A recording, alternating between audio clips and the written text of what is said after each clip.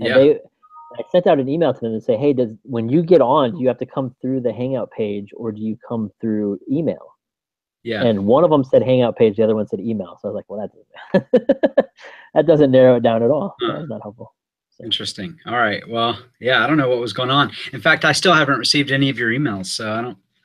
I wonder Weird. if it just, I don't know. That's weird. I don't know what that's about. It might be, like on our end in our church, the server, it has kind of a firewall or whatever. Maybe, I don't know. I don't have any idea, but it's Yeah. working now. So that's the important thing. Yeah. Um, so I'll edit this part out, this beginning part, but Sure. at some point it's recording now. So from here on in, I'll take whatever we end up getting. But how are you doing? Doing well. Yeah. We're in Nashville now. The last time you and I hung out, I know it. Teresa and I were in Denton, Texas. I live in the North Texas dream, and we miss it there, but we love Nashville and are closer to family, and so it's a good situation for us. Teresa has a great job as well. She directs a nonprofit called the Nashville Fellows Program, and I'm here at St. George's, and it's a great fit for us. That's awesome. I was Yeah. How about you? we're still in San Antonio doing college ministry stuff. We're on a bunch of different campuses, and I've got a few of the people that you met are still working with me, so that's good. And a bunch of them are not Sure. because they move on and do other fun things. But Yeah. yeah, so we've got a good crew, a pretty good staff this year. Our students come back. We start getting them back on Wednesday, so Mhm. we're about to kick into the year. Yeah. Nice. So you wrote this blog for Living Church blog, and you were Yeah. sort of a takedown of these top 10 Episcopal, like top 10 reasons you should be happy you're Episcopalian. Yeah. Yeah. That's right. Uh, so now, if nobody's read this blog, they should know that Clint, you didn't like.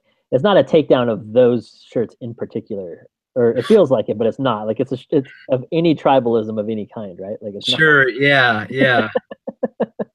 Yeah. I feel like I've felt a little bit like the old man, like throwing dirt into the sandbox or something, and I feel like that's the perception. And nevertheless, I am glad that I did it. Yeah. What's the response been like to the blog? It's been largely positive, I think. Post was shared a pretty good amount on social media. To be sure, there were some people that did not respond positively. I think Oh, at least really? one person called me joyless, and another person said that when God created me, he forgot to give me a humor gene or something along those lines. And so, yeah, I mean, there you go. So that's That's always so fun. so that's just basically saying you don't know how to take a joke, Pretty much. is what they're like. Yeah. So if you haven't seen these shirts, uh, Episcopalians are not the only ones who make these shirts, but they're basically a top 10 list, sort of like a ripoff of David Letterman or whatever, Yeah. and they pick like 10 things that are distinct to Episcopalianism or something like that, and say, see, these are the 10 things that we have, so you should be glad you're part of our group instead of this other group or whatever. The That's right. Episcopal one, I've seen a ton. I don't know that I've seen any. I know other groups have them. I haven't seen nearly as many of the other ones.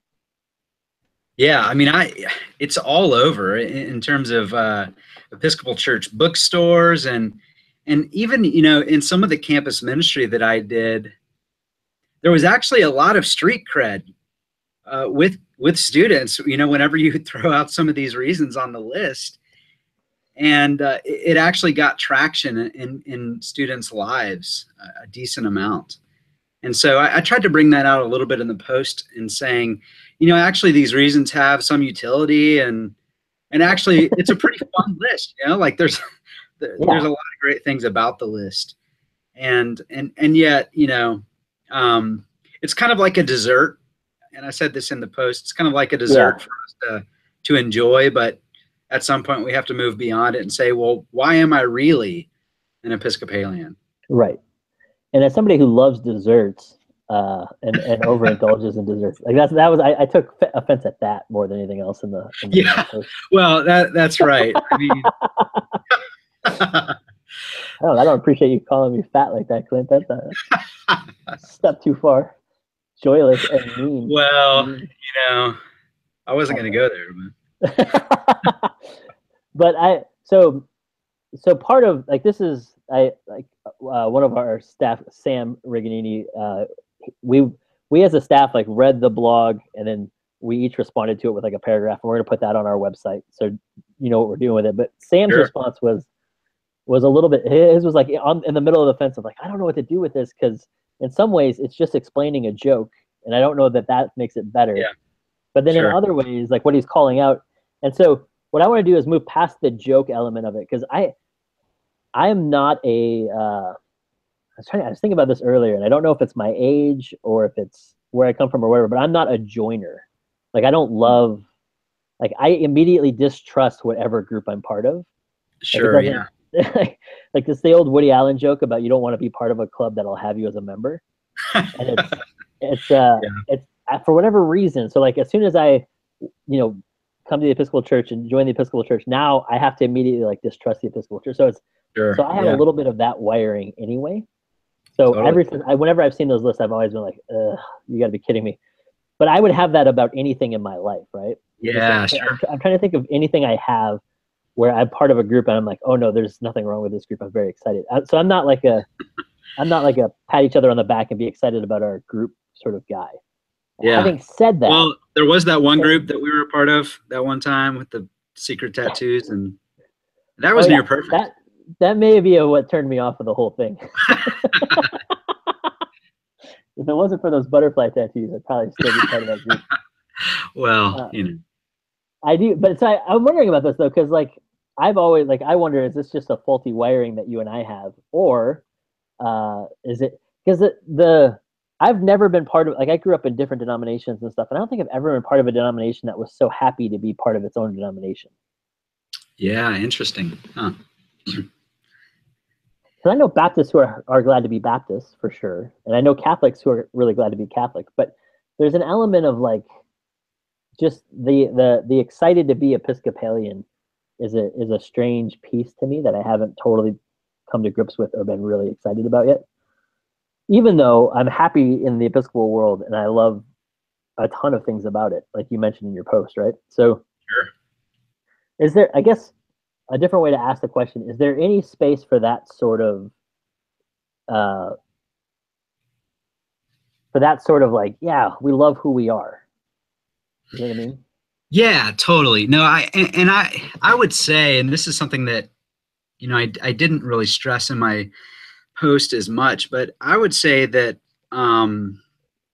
you kind of have to have a healthy sense of commitment to your own tradition, and like you ought to have good reasons for being a part of it, and you ought to be even proud of it. Like I think that is important for committing to any kind of social group. And to be sure, I'm not like a sociologist or an expert really on much of anything other than like Parks and Rec. But I think that yeah, I mean, there is a healthy sense of pride that comes along with being Anglican and Episcopalian, and we are a kind of big tent church, and so there are a lot of people who end up coming from other traditions into our church, and they find it to be a real source of rest and healing. And of course, like converts are the most zealous people for the tradition that they find themselves within. And so it totally makes sense to me that people might grab onto some of these reasons, these top 10 reasons to be Episcopalian, and kind of hold them as a banner of pride. And I think that there's actually really something beautiful about that. I think And why do you just like burn it down in your blood? No, just well, I think that it's always healthy to kind of be sort of examining, our reasons for being. And so that's where I think the exercise, the dialogue that's created yeah. in questioning some of these reasons is in and of itself a really healthy dialogue. I agree. I mean, like to be Um, clear, I'm not for snake handling, and no, that's like, yeah, that's that. Yeah, on the list of things I'm happy Episcopalians don't do. Snake handling is very high. yeah, Um, yeah, yeah, and you're in a part of the world where that might actually happen, so you have to be careful with that. Uh, yeah. And that's I grew up in the Pentecostal church, so I actually can identify with some of these things. Although I wasn't in a snake handling church, but there was liturgical ribbon dancing with leotards involved at one point in my church by you. past. So I'll put that out there. I respect that. Yeah. I do. So that's another part to the list that's I think important, and that you're naming of when we convert to something, our immediate response usually, especially when we're younger, I feel like is to immediately like wipe out the stuff that came before it. So so maybe it's like, yeah, the Episcopal Church is a home for me, and there's so much life here that, but that doesn't necessarily mean that everything that I had before that is no good, right? I mean, Mhm.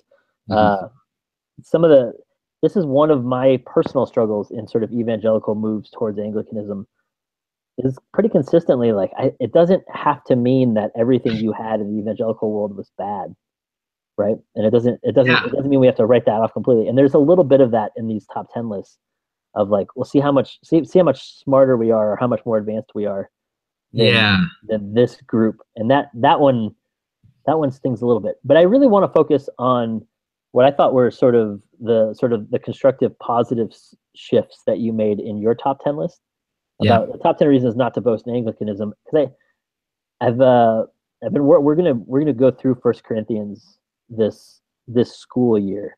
So I've been kind of Yeah. doing most of my summer reading has been working on First Corinthians, and man, I just keep every time I read Paul, I just keep coming away thinking, oh, I think he would hate us. Like I really like the the way we've sort of sectioned stuff off, and Hmm.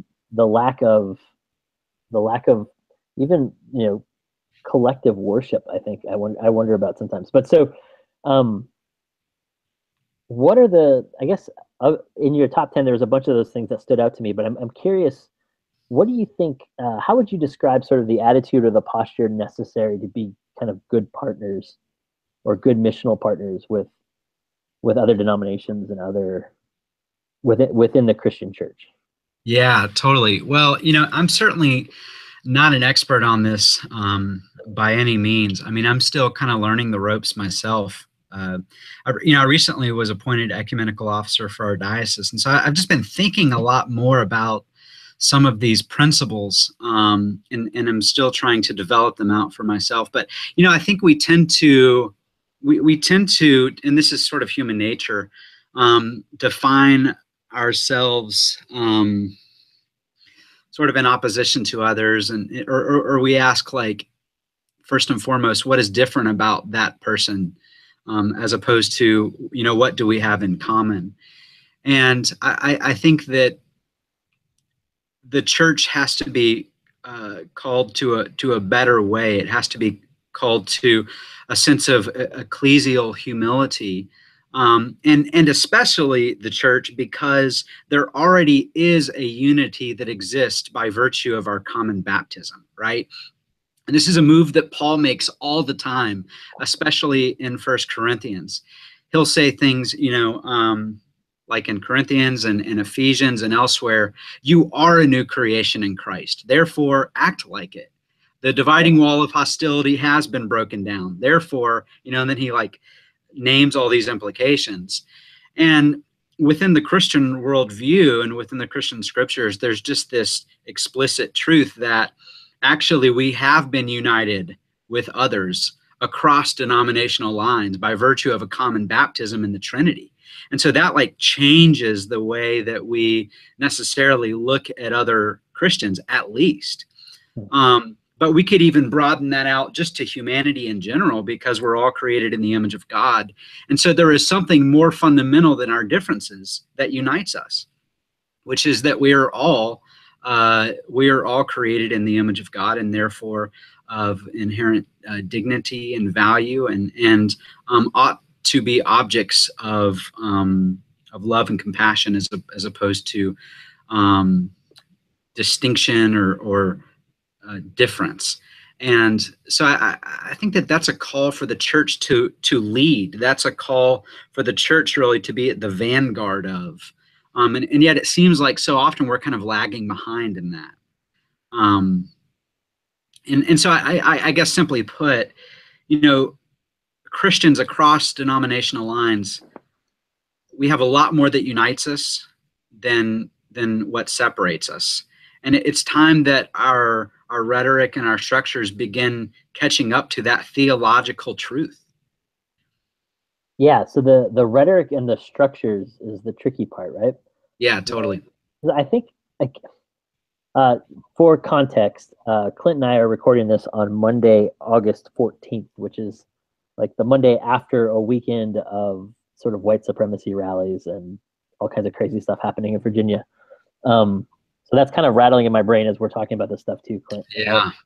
I think um, I this is a totally side thing that we'll probably edit out of the podcast, so you don't have to get in trouble here.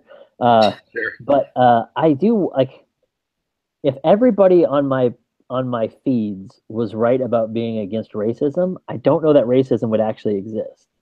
Like Yeah. like it's the sort of rhetoric of being against something and like uniformly against something is so interesting to me because it's like such a knee jerk response to this stuff. And at the same time, I don't have a better response, right? Like I don't know what else we should do besides that. I mean, I know I have some ideas on some things, but it's just I feel like that rhetoric in the racial area is similar to we can change our rhetoric in the church, right? Like we can talk about being brothers and we can talk about being brothers and sisters in the family of God and some of these images that Paul uses all over the place. And Hmm. it's fine to use those and to go with that, but until structurally we change some of that stuff, we're just stuck in these patterns and systems. And to me, it feels like leftovers or hangovers from sort of an outdated Christendom kind of Yeah. model of Yeah. what it means to be a church. Sure. Well, and I think especially, you know, as the church kind of continues to shrink, I think it's more important than ever that people from different traditions learn how to walk together. You know, there is a better way, and at a time where there's just so much polarization, the church has to be identified by something other than the lines of polarization that are running through culture more generally and cultures more generally. We have to be identified by the call of Christ, you know, to a unity that is grounded in the fact that there's neither Jew nor Gentile, slave nor free, male nor female. We're all one in Christ Jesus. And but you know, it's nice to say that, and obviously, it's much more difficult to embody. And you see that right there in First Corinthians with you know the party spirits of you know Paul and Apollos and Cephas, and some even saying we're none of those, but we're you know we're of Right. Christ, right? And Paul even calls them out, and so yeah, it's certainly a challenge to be sure. And yet, you know, like with regards to the top 10 list, I mean, I just think that there's a way in which some of those reasons, even if they kind of catch us up front or they even connect into reasons why we may have come into the Episcopal tradition, we also have to be honest about the way in which they might be reinforcing our own kind of consumerist mentalities. Maybe we've found like a form of piety or faith or a denomination that we like to consume more than another. And this gets Yeah. back to something you were saying initially, which is that, you know, actually there are ways all of us have been formed really meaningfully from the traditions that we came from. And I think the task of a mature kind of growth is to not just pendulum swing uh, back and forth, but to ask how is the story that has been a part of my past, how is that actually a part of the story that I'm moving into? Yeah. And in what ways do those streams come together, right? Like Yeah. what I've so in our version of college ministry where we do it we don't look super Episcopal, and sometimes that's a question that we get all the time. It's like, what makes you Episcopalian, or what makes your ministry Episcopalian? And one of the answers we always give is, well, our posture towards the Mm. campus is very Episcopal. Like, we believe you're called there for a season, and it's a blessing, and it's not something you have to be scared of, and it's not college isn't like the devil's playground or something, but God's at work here and doing something. Yeah. And I think that's important, and it's definitely a distinctive from where I come from. Um, but I bring that up only because I'm curious, like, and I just just your thoughts on it generally. But I'm curious about how much we can really only enter into this conversation through the place we are, right? So I'm Episcopal, and you're an Episcopal priest, and we live in this sort of Anglican Episcopal matrix or whatever. And I enter onto a Catholic campus and engage Catholic students and non-Catholic students and everybody else.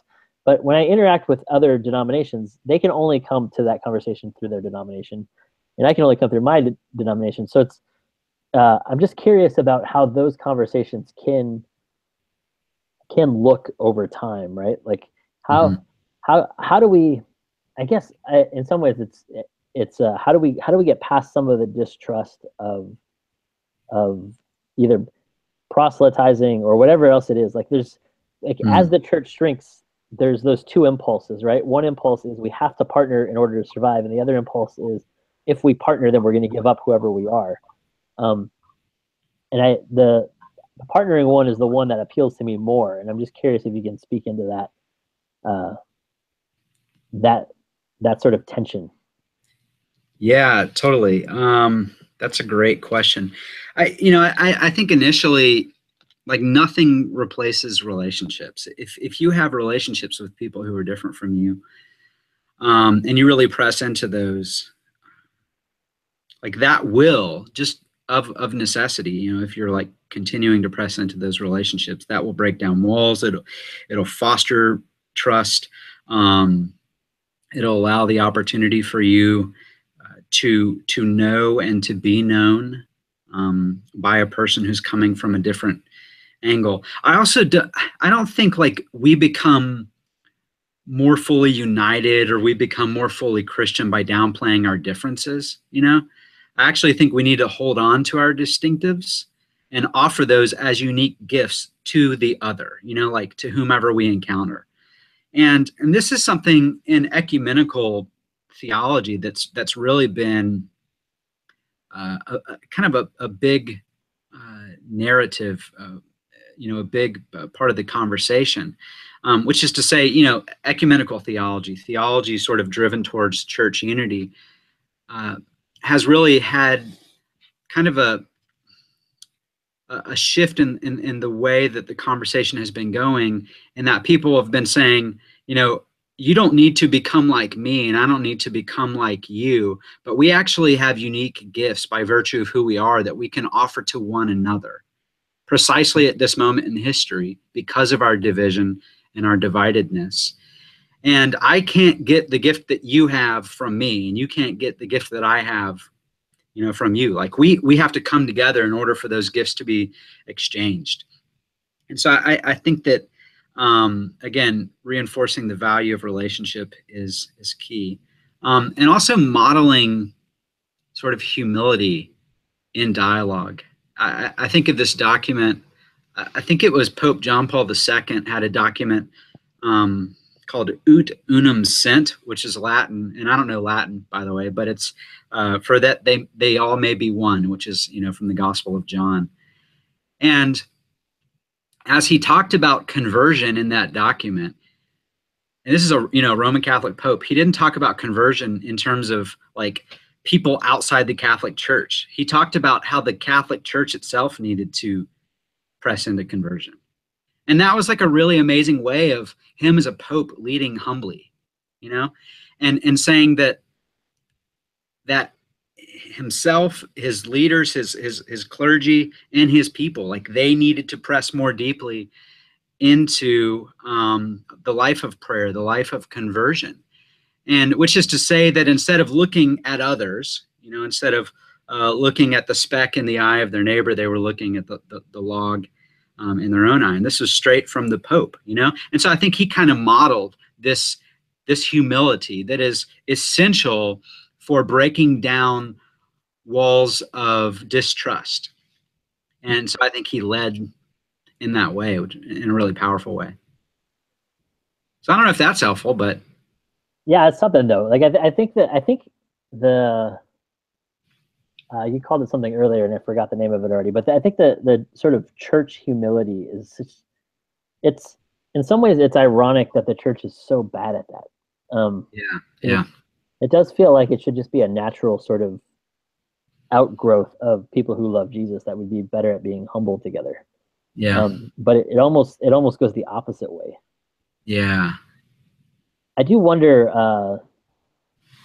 Partly this is my poor formation growing up, but I do wonder how to think about virtues and vices corporately. hmm. Because I don't have good categories for that stuff. But humility, like a sort of corporate humility, would be something I'd be in favor of trying to figure out what that looks like, or how that could play itself out across the church. But even in Yeah. our kind of That's local a really churches, interesting question. Yeah, I certainly don't have an answer for that. I mean, I think maybe there are some small ways in which it's more intuitive, like um, repenting for sins of the past, pursuing racial reconciliation as a denomination, for instance, could be one example. Um, but yeah, that's an interesting question you ask. I'd be really curious.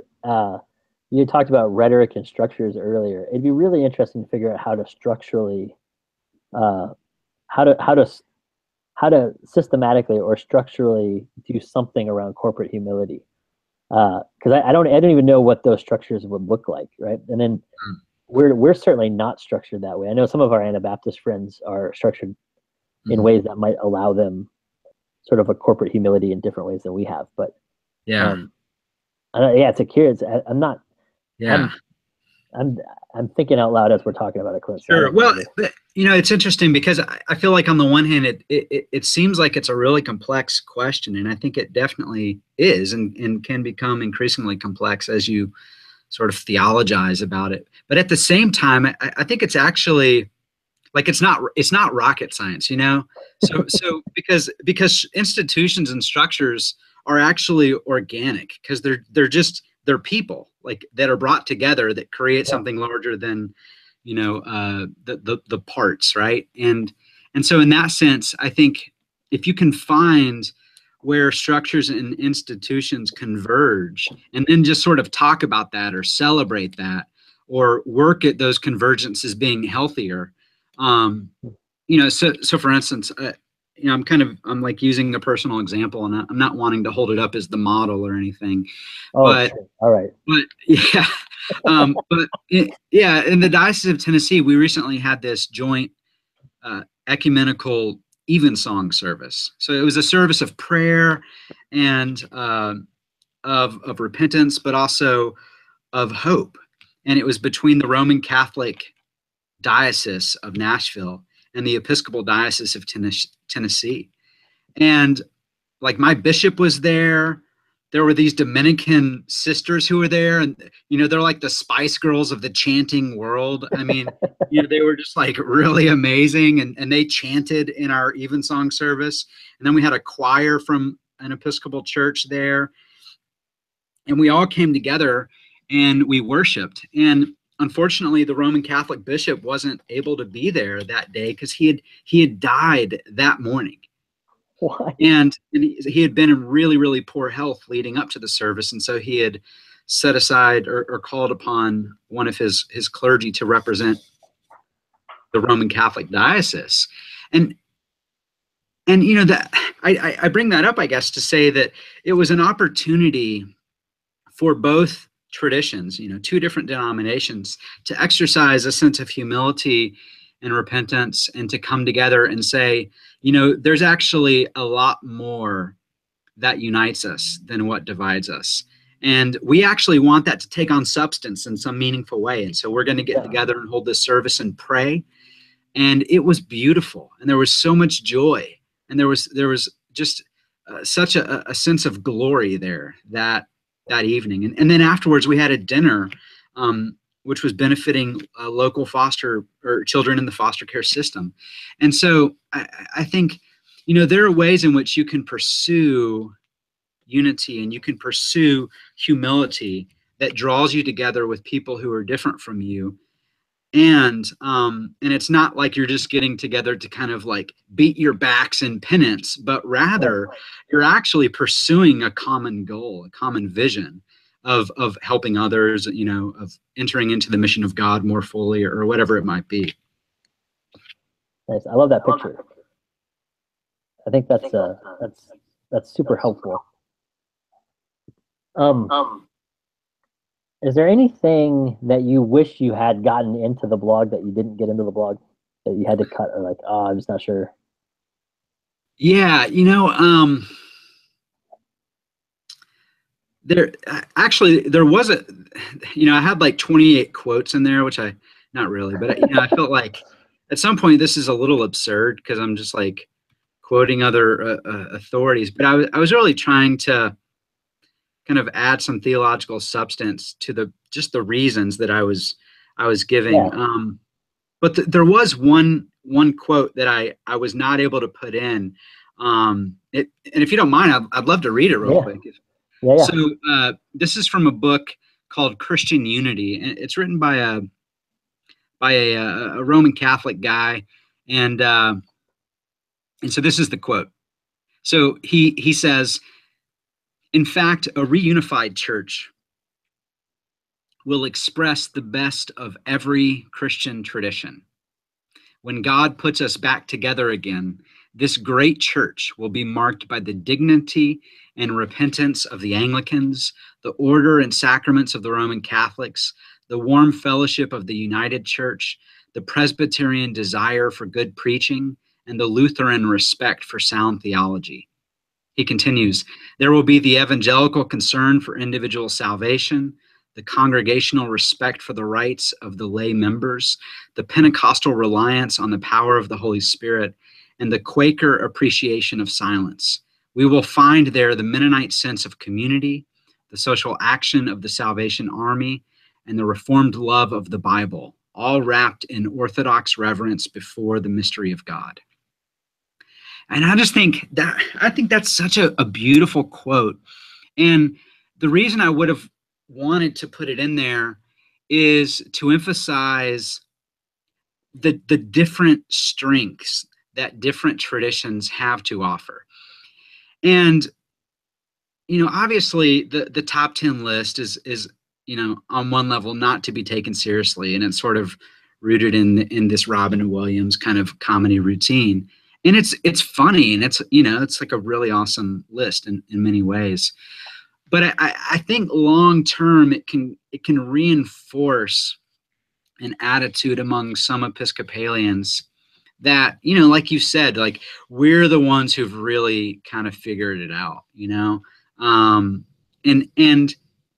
what that does is it really undermines the fact that so many different traditions have a unique insight and gift to offer. And we tend to kind of demonize the other. But the challenge is that you can look at every single denomination and find both a really great example of that denomination and a really bad example. And we usually point to the really bad examples, not the really great examples.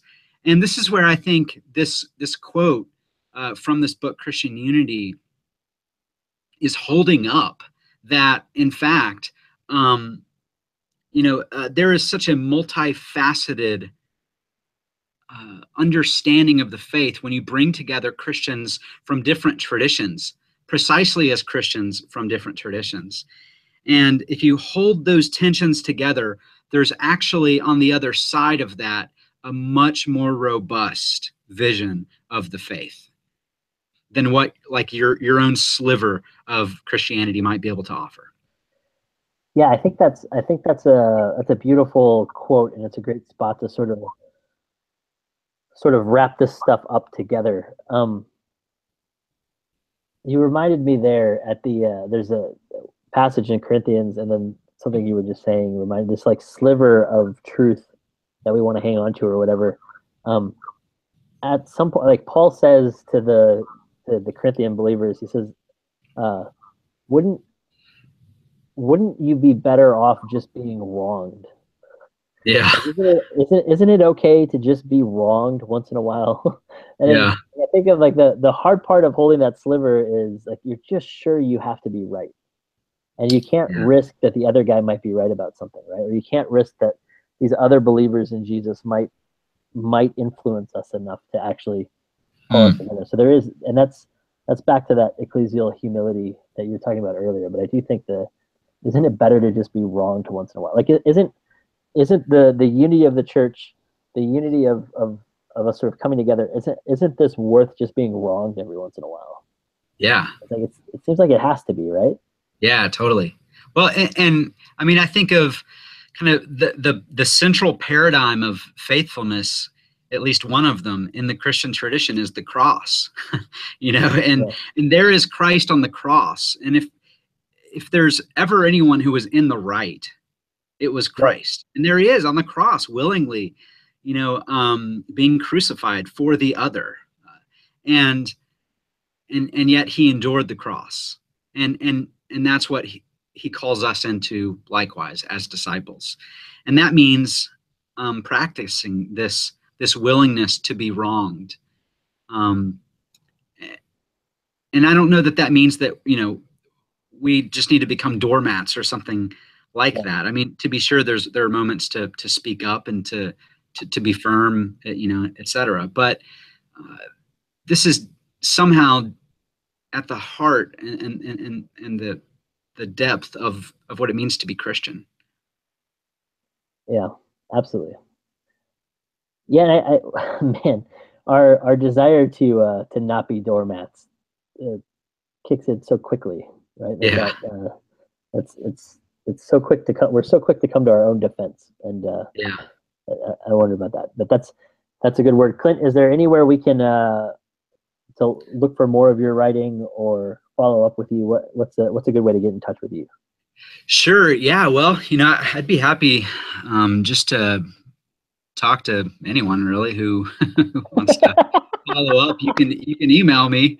I'm alone in my office here. They lock me in at night, and Well, you're on Twitter, right? yeah, I am on Twitter. And that's at Father Clint. Is And it spelled then out Father or is it abbreviated? I think it's FR. Yeah. There we go. And I'm also on Instagram at uh, Clintstagramming. So You have you the can best follow me. Instagram name because it I have right like in your 3 name. Instagram followers. So, That's not true.